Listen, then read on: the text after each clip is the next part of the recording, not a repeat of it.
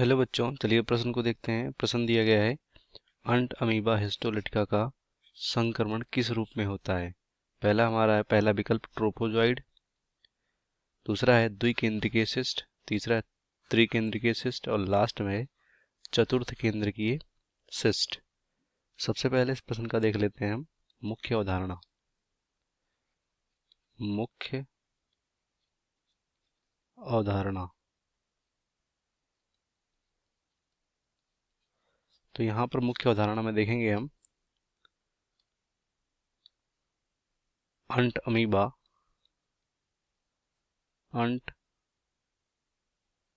Amoeba histolytica के बारे में। हिस्टोलाइटिका,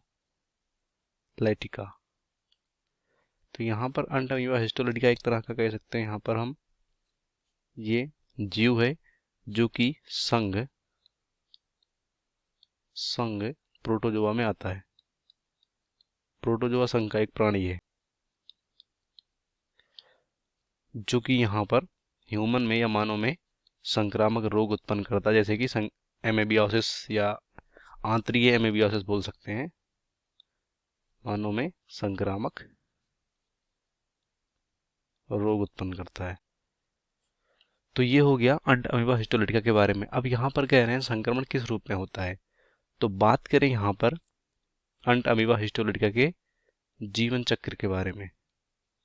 जीवन चक्र के बारे में, तो इसके पूरे जीवन चक्र में यहाँ पर 3 चरण या 3 स्टेज पाए जाते हैं।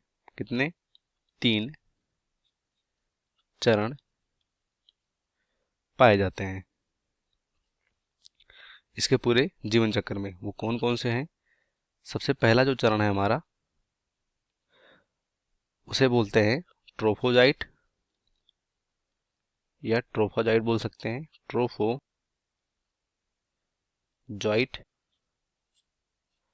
ये पहला हो गया। उसके बाद दूसरा है प्रीसिस्टिक, या यहाँ पर क्या बोल सकते हैं, प्रीसिस्टिक। उसके बाद जो हमारा लास्ट में है वो है सिस्टिक। ये 3 चरण होते हैं टोटल जो हमारा अंट अमीबा हिस्टोलिटिका है। तो यहाँ पर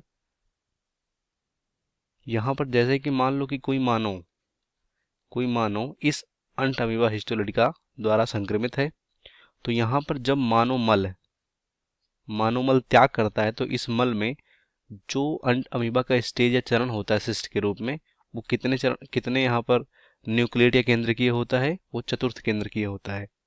चतुर्थ